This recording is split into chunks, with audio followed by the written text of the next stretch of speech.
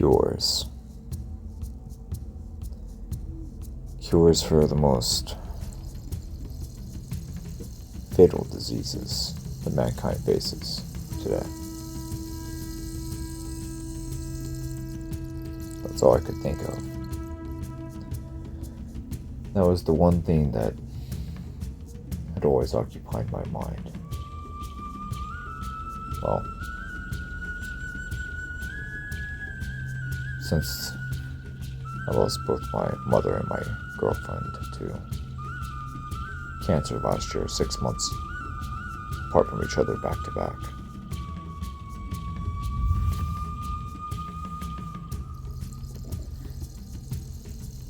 I was defeated.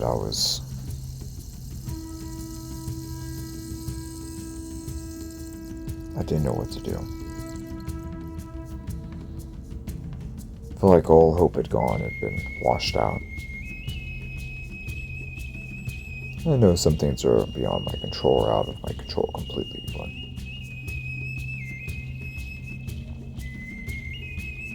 yeah, those that really hurt. That really hurt.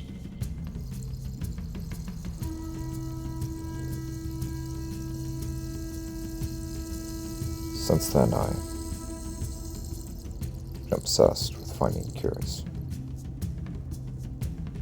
Potential cure for cancer, heart disease, AIDS, HIV, Lou Gehrig's disease, autoimmune diseases, heart disease, the whole works.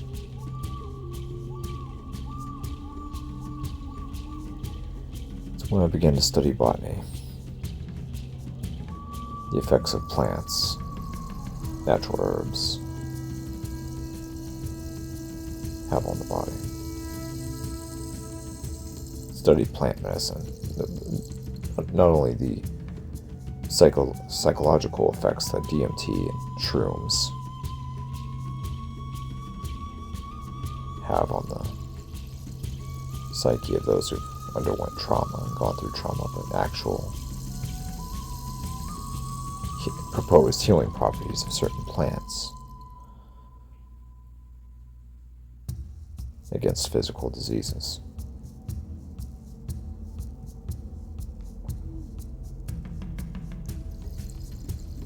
And there was one specific one that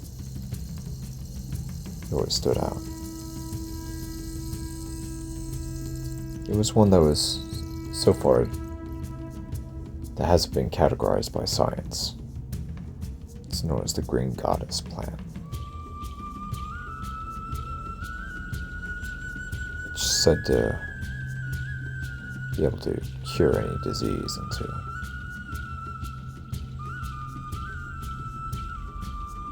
open the gateway of heaven or hell. That's how potent it is. Well, I didn't know about opening the gateway to heaven or hell, but the legend of being able to cure any disease is just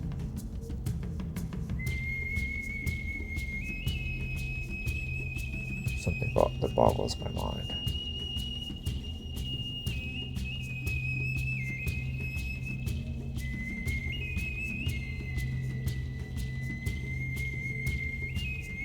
Kept on reading about this plant. How it was rumored to be within the Amazon, amongst the native tribes, and that no explorer, no botanist, no biologist has ever been able to capture a sample or even a photograph of it.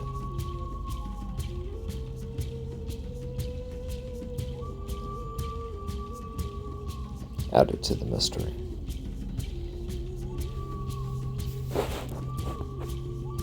And I thought to myself, well, why can't I?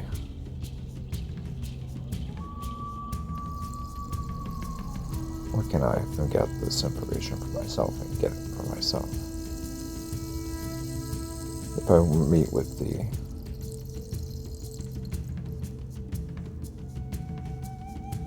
right university, the right research institute, or maybe in the right correct company, we can actually make a difference and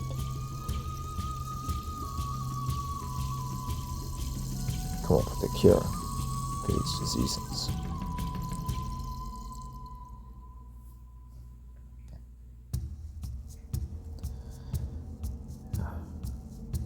I thought about it, and I finally made up my mind. I made the conscious decision that I was going to go down there myself, try to gather a sample myself. Didn't know how or why, but I was determined, I was focused.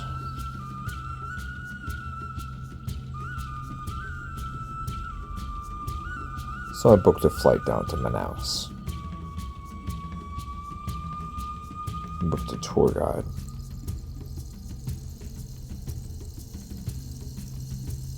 One of the tributaries of the Amazon River.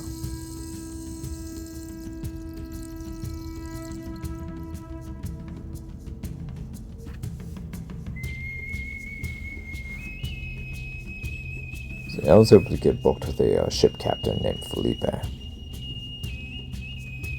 He's on one of those large base boats, so sort of a riverboat mixed with a houseboat that hosts tourists. You can take them upriver.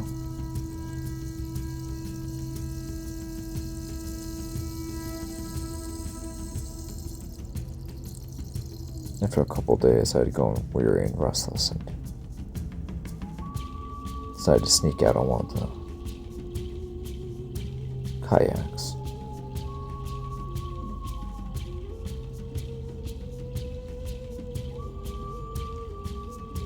I grabbed a couple knives and a machete to arm myself. I had a satellite phone and I was eager to get into contact with one of the tribes of the area that could show me around. Majority of the tribes on this length of the tributary are all friendly to outsiders and Westerners generally. I was several miles downriver when I finally saw someone. It's one of the tribesmen.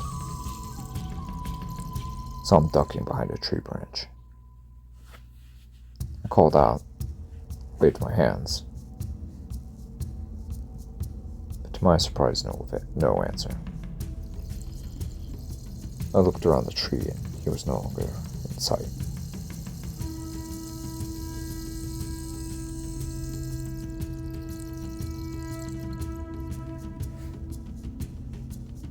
Across river, I actually saw a jaguar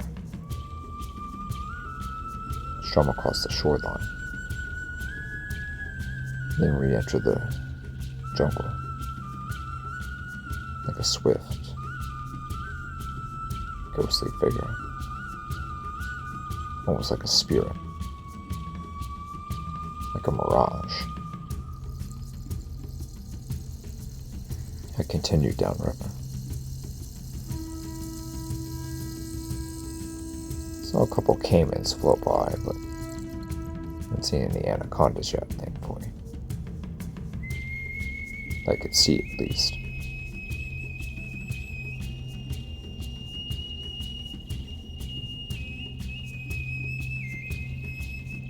I went around another bend and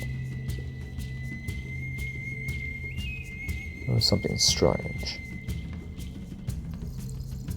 On the shoreline there seemed to be to my right there seemed to be a bit of a carving in the tree, one of the tree trunks.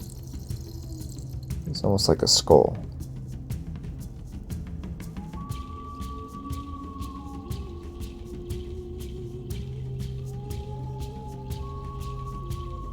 Continued. Then I saw this Small marble statue of a skull on the shoreline, a couple miles behind that.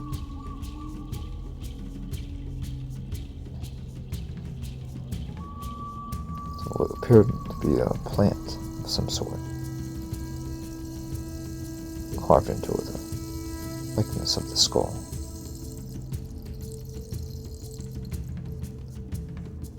I brought my kayak onto the shore and I tied it off to one of the trees.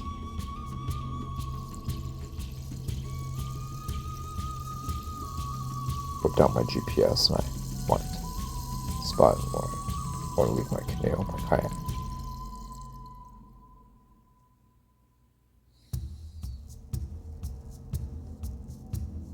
Then I continued in.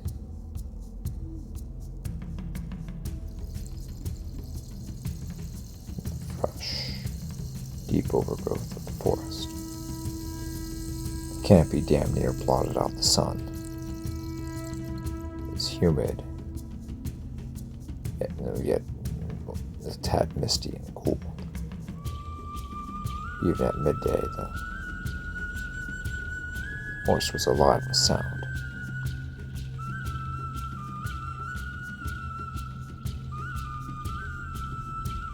And life. Three-toed sloth climbing up a tree. Toucans shouting at each other. I continued on.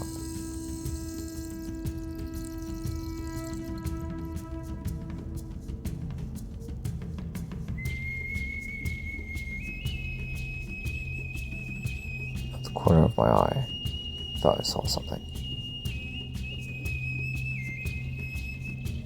I hear a tree branch snap behind me. Turn around. Nothing there. As I began to turn back around, I noticed something. I feel something sharp at my back. A very sharp tip at my back.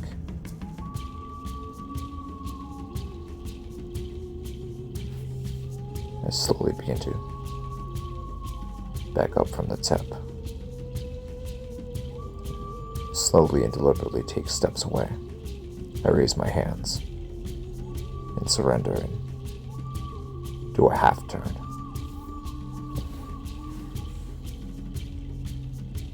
It's a tribesman. Painted all from the head to toe in black war paint. He has a spear pointing directly at my back.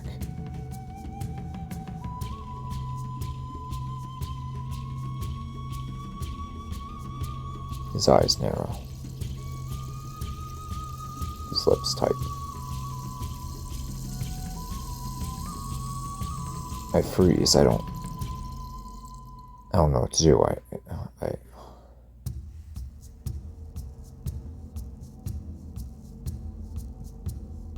I wave. Hello.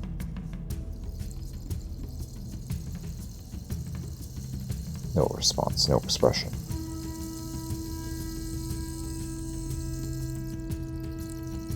Then another comes out from in front of me, also sporting a spear. He has a brownish red war paint.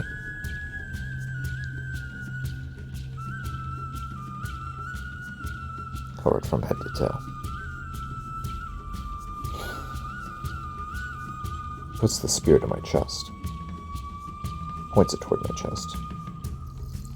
Lifts his head. And points his spear toward the trail. Where the black painted man is standing right behind me.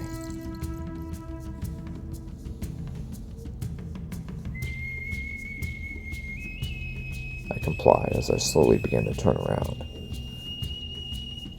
and to walk down the trail with both of them.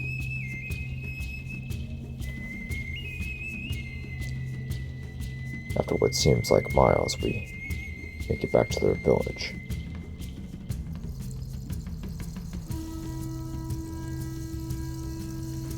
palm-covered huts and wooden houses rather, with one large central fire pit at the center of the village.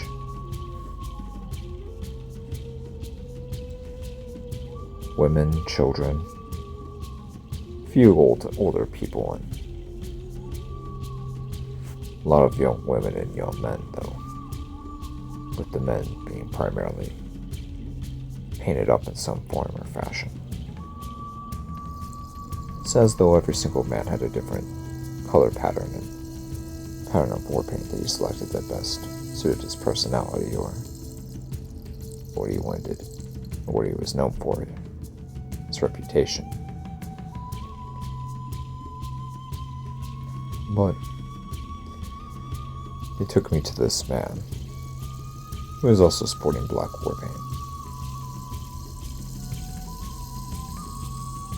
He had this weird thing about his head, a sort of crown made of rocks and shells.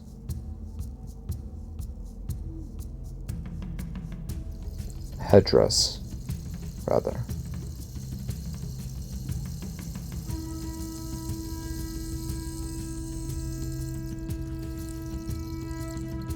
He motioned for me to sit down in front of him.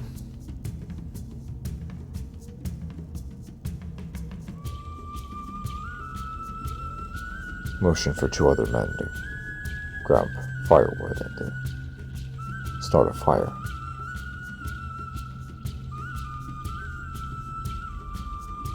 He looked at me. The man just exhumed power, wisdom, knowledge. Must be the village shaman, I thought to myself. Maybe he was their leader as well. He looked me up and down.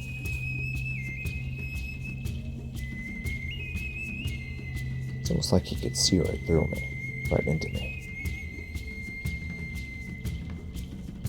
He nodded to himself.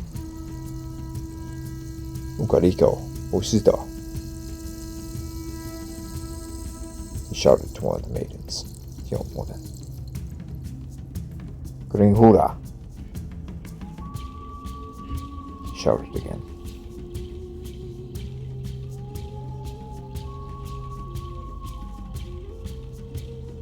He came back with this plant. It was solid green. It was like anything I'd never seen before.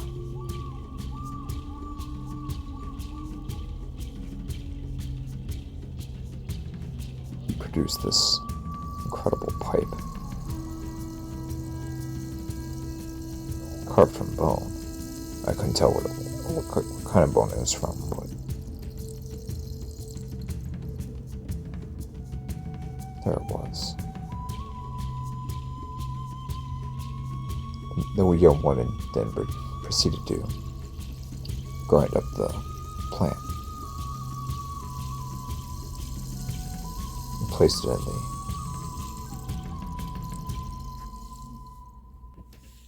inside of the pipe.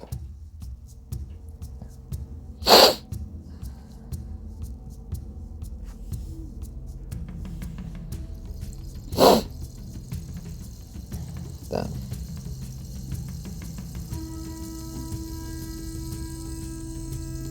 set the leaf ablaze inside the pipe.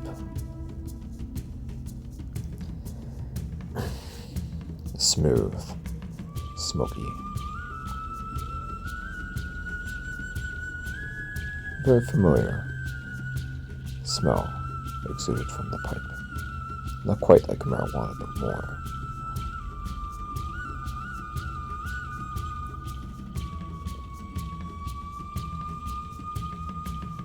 It was kind of hard to describe the smell. He took a hit, exhaled, then he took another. He turned the pipe towards me and nodded his head, motioning for me to take one. At first I denied, but a few of the warriors began to look at me strange, and I decided to take it. Smoke entered my lungs,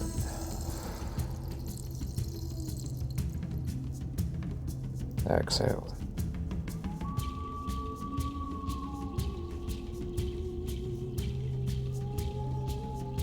I began to feel a tingling. Tingle that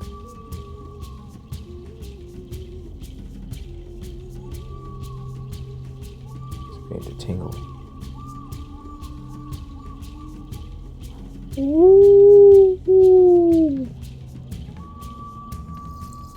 I cooed like an owl as I smiled.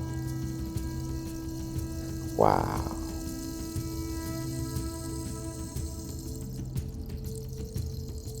I cooed again. Some of the warriors began to laugh and giggle.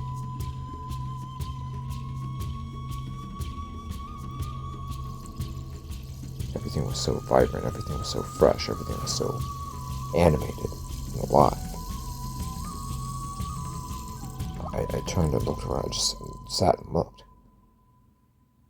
Everything was so amazing, everything was so...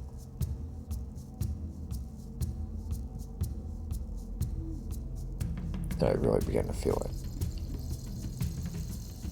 I was beginning to lose feeling in my body. It was as though I was one with everything.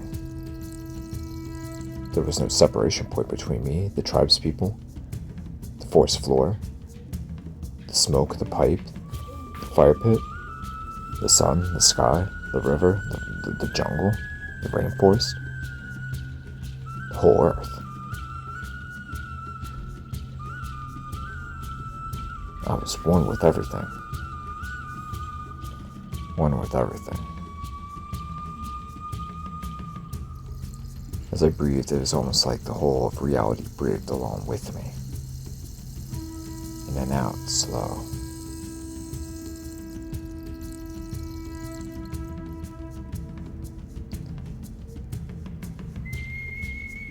I laughed and giggled. Yes. Yes.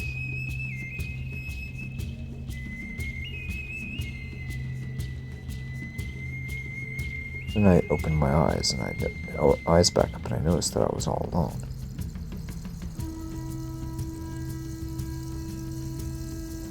The pipe and the plants were right before me, but the whole village was gone. The people were gone. There were no more.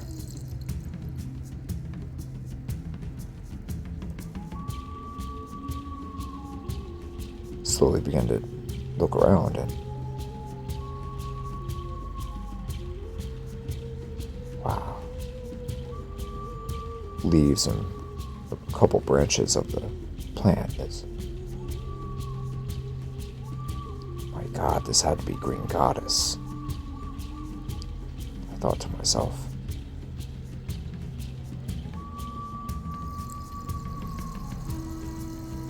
As I grabbed the leaves and the branches, I began to put them inside my tote bag, my backpack. Something constricted me.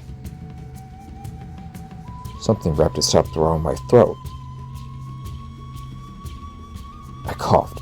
I coughed. I coughed and I exhaled. It was a tree vine.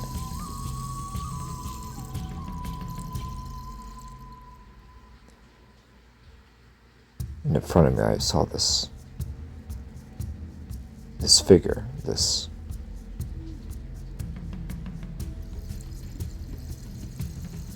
female figure. Appeared to be a woman in either her late 20s or early 30s, but she was very shapely, very feminine.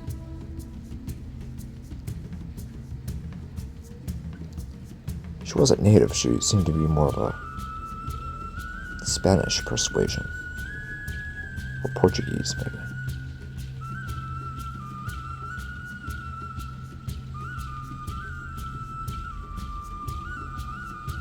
She was wearing clothes that would seem to be fashioned of leaves and plants and everything. A top made of leaves.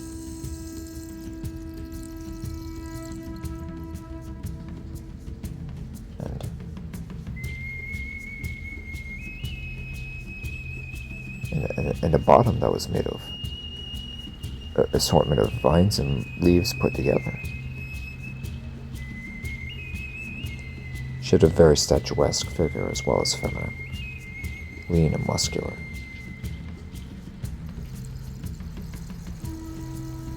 She stared down at me as the vine wrapped itself around my throat. She smiled.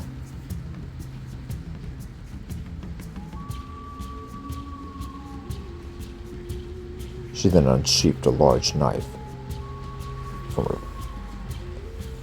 her bottom that was wrapped around her abdomen.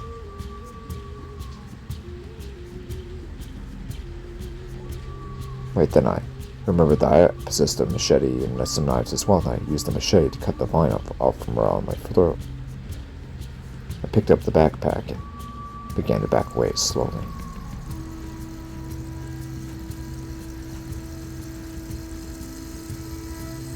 She let out a low growl, similar to a jaguar.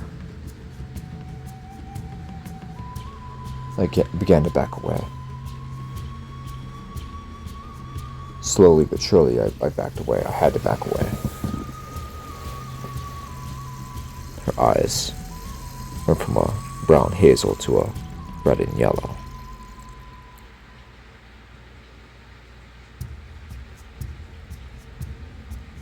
She threw her knife at me, but I ducked at the last second.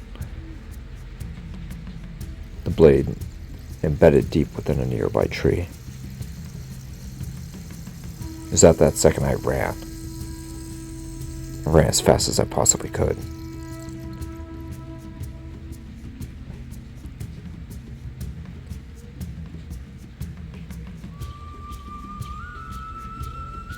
It was as though the forest itself was alive.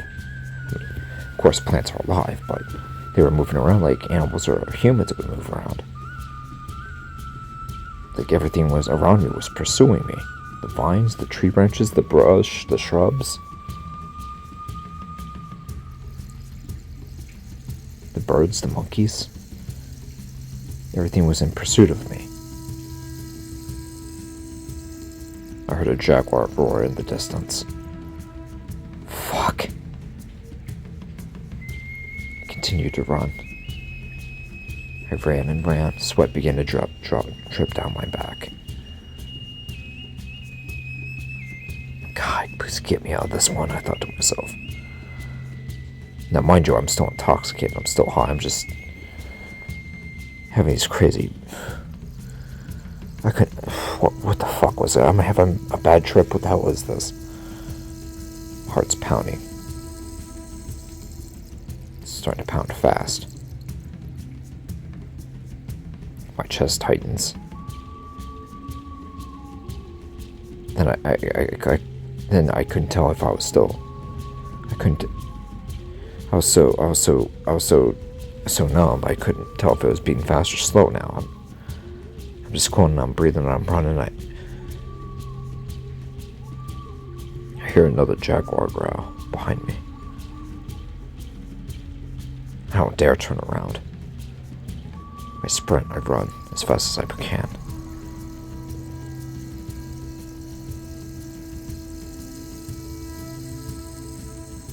I would get there and begin to hear laughing behind me. She's closing in, I thought to myself.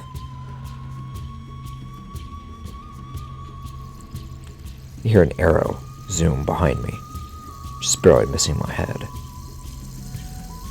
Then a spear brushes against my arm, hitting me, landing in the dirt in front of me. I dodge past the arrow and the spear.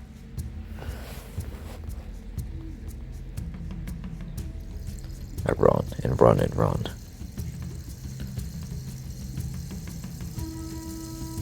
Finally, after what seemed like an eternity, I make it to the kayak. GPS shakes in my hand as I untie and I head back to the shore of the river. I make it to the water. As I begin to paddle away, I turn back and sure enough, there she is,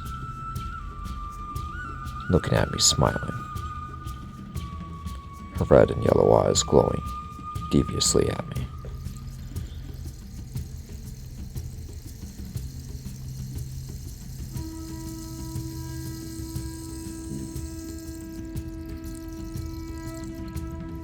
I row upriver. After what seemed like an eternity, I finally make it to the boat and I collapse in Captain Felipe's arms.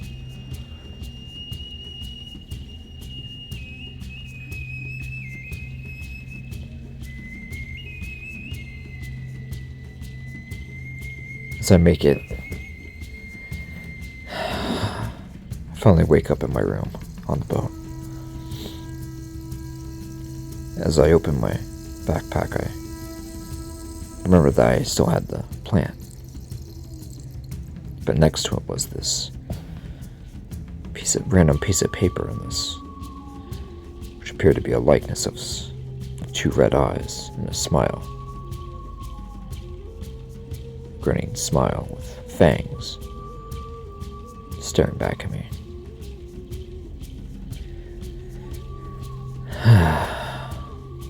Green goddess, I thought to myself. Green goddess.